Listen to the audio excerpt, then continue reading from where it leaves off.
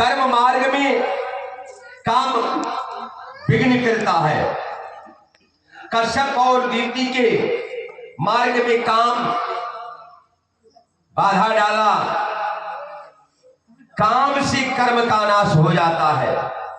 भक्ति मार्ग में लोभ बाधक है, लोभ भक्ति का नाश कर देता है। ज्ञान मार्ग में क्रोध बाधक है, क्रोध ज्ञान का विनाश कर देता है। सनत कुमारों के मार्ग में क्रोध ने ही बाधा डाला, क्रोध से ज्ञान का नाश हो जाता है। कामेन कर्म नाशः स्यात्, क्रोधेन ज्ञान नाशनम, त्रिविधम नरकस्येदं द्वारम नाशन मात्मनः। काम क्रोधस्तथा लोभस् तस्मादेतत्त्रयम् त्यजेत्।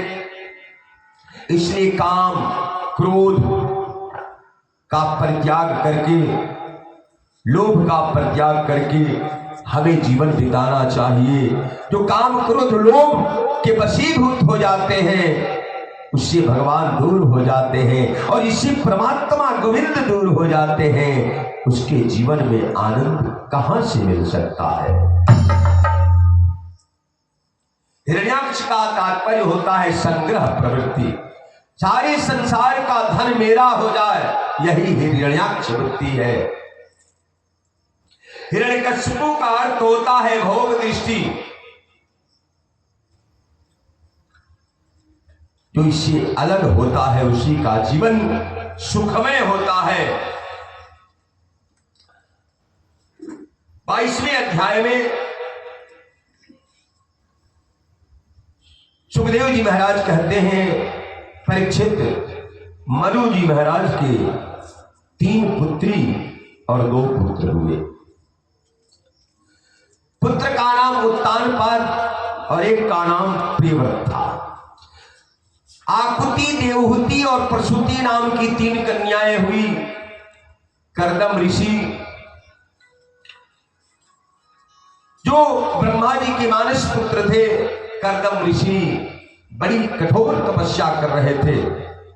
एक दिन भगवान प्रकट हुए। भगवान ने कहा कि आज हम आपके पास मांगने के लिए आया हूं। कर्दम ऋषि गिर पड़े चरणों में। कर्दम ऋषि ने कहा कि आप क्या चाहते हैं? कहा तुम विवाह कर लो। कहा महाराज इस बंधन में मत डालिए। कहा क्यों? कहा इसलिए कि गृह का रण नाना जंजाला, तीरति दुर्गम शैल विशाला, हमें तो भजन करने दीजिए। भगवान ने कहा नहीं, मेरा आदेश है। और भगवान ने कहा कि मनु की पुत्री देवहूति है, ये बड़ी धर्म का आचरण करने वाली है। मनु जी आएंगे और तुम्हें देवहूति अपनी कन्या का कन्यादान करेंगे, तुम उनकी कन्या को स्वीकार कर लेना।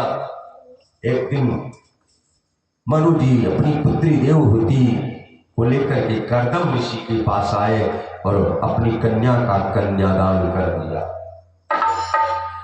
जब देवहूति को पत्नी के रूप में पाकर के जब विवाह संस्कार हो गया और देवहूति को लेकर के जब मनु जी कुटिया में आए और कुटिया की स्थिति को देखी देवहूति ने पूछा कि हे स्वामी आप इस कुटिया में कैसे रहते हैं? कहा क्या बात है? कहा कुटिया में तमाम सांप बिच्छू तमाम जहरीले जीव वास कर रहे हैं, कहीं पैर रखने का जगह नहीं है, तो आप इस कुटिया में कैसे रहते हैं? मनु जी ने बताया कि इस कोने में थोड़ी सी जो जगह खाली है उसी जगह हम तब रहते हैं। कहा कैसे रहते हैं?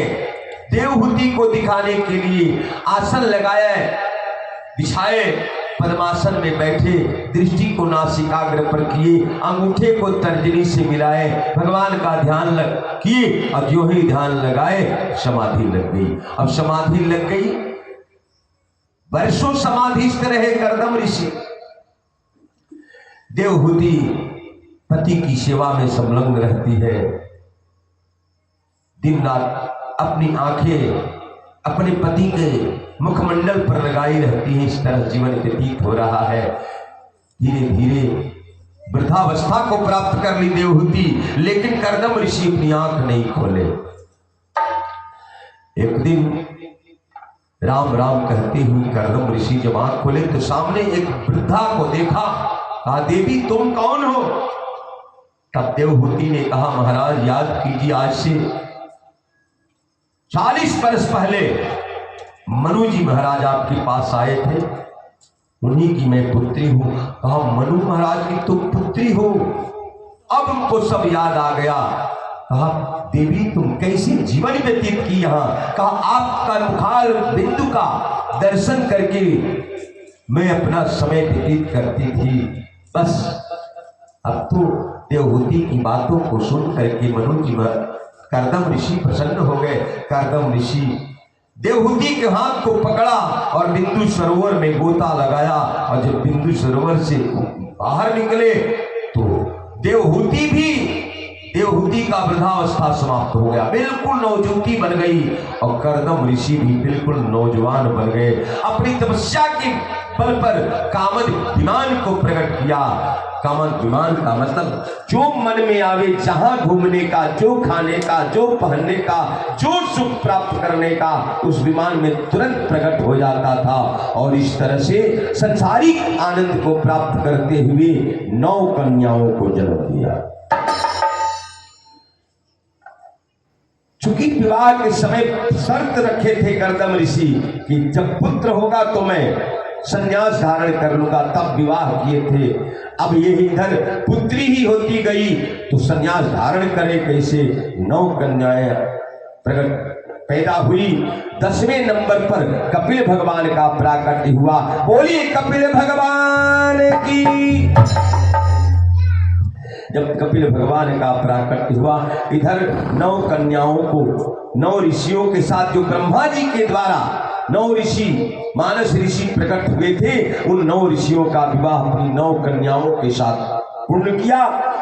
और कपिल भगवान के प्राकट्य के बाद संन्यास धारण कर लिए। इधर 9 कन्याएं अपनी अपनी ससुराल चली गई। अब घर में केवल कपिल और देवहूति। अब देवहूति का मन लगे ना, क्योंकि माताओं को बात करने वाला घर में कोई जाए। इधर कपिल भगवान जिन्होंने